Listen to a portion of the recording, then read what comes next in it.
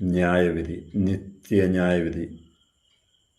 ആ ന്യായവിധിയിൽ നാം അകപ്പെടാതെ പോകണമെങ്കിൽ, ആ ചാകാത്ത പുഴുവും കെടാത്ത തീയുമില്ലാത്ത ആ സ്വർഗത്തിലേക്ക് കടന്നു പോകണമെങ്കിൽ നാം ആ കർത്താവിൻ്റെ മക്കളായി മാറിയേ മതിയാകത്തുള്ളൂ.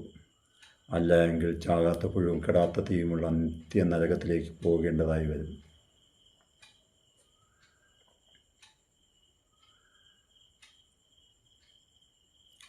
എന്തിനാണ് എന്നെക്കൊണ്ട് ഈ ഒരു വീഡിയോ ഈ അതിതാമസിച്ച സമയം എടുത്ത് ഈ യൂട്യൂബിൽ ഇടേണ്ടി വരുന്നതെന്ന് എനിക്കറിയത്തില്ല.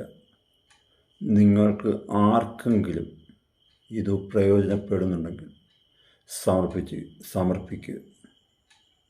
യേശുവേ, അങ്ങയെ ഞാനെൻ്റെ രക്ഷിതാവും കർത്താവുമായി സ്വീകരിക്കുന്നു. ഇന്നു മുതൽ എന്നിൽ കർത്തൃത്വം നടത്തേണ്ടത് ഞാനല്ല, അങ്ങാണ്. യെസ്, ഇന്നു മുതൽ എന്നിൽ കർത്തൃത്വം നടത്തേണ്ടത് ഞാനല്ല, കർത്താവായ യേശുവേ അങ്ങാണ്.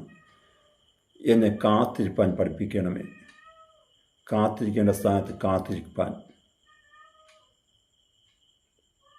മുന്നോട്ട് ഗമിക്കേണ്ട സ്ഥാനത്ത് മുന്നോട്ട് ഗമിപ്പാൻ, ഏത് തിരഞ്ഞെടുക്കും നല്ലത് അറിയത്തില്ല അപ്പാ. എൻ്റെ സ്വർഗീയ പിതാവ്, മൈ ഹെവൻലി ഫാദർ, എനിക്ക് നല്ലത് അറിയത്തില്ല. ഗുണമേതെന്നറിയത്തില്ല, ദോഷമേതെന്നറിയത്തില്ല, നന്മ ഏതെന്നറിയത്തില്ല, തിന്മ ഏതെന്നറിയത്തില്ല. ഒന്ന് പറഞ്ഞു തന്നാലും ആ കർത്താവ് നിന്നോട് സംസാരിക്കാതിരിക്കത്തില്ല. പാപികളെ തേടിയാണ് കർത്താവ് വന്നത്, നീതിമാനെ തേടിയല്ല. പാപികളെ തേടി, പാപത്തിലും ചേറ്റിലും കിടന്ന വ്യക്തികളെ, പാപത്തെ വെറുക്കുകയും പാപിയെ സ്നേഹിക്കുകയും ചെയ്യുന്ന കർത്താവ്. Yes God Jesus. ആ കർത്താവിൽ ആശ്രയിക്കുകയും കർത്താവ് മാത്രം ആശ്രയമായിരിക്കുകയും ചെയ്യുന്ന മനുഷ്യൻ ഭാഗ്യവാൻ. ആ ഭാഗ്യപദവിയിലേക്ക് മാറുവാൻ നിങ്ങൾക്ക് ആഗ്രഹമുണ്ടോ? നമുക്കൊരുമിച്ച് മുന്നേറാം. ആ കർത്താവിൻ്റെ സന്നിധിയിലേക്ക്, ആ നിത്യത്തിലേക്ക് ലക്ഷ്യം വെച്ച് ഓടാം.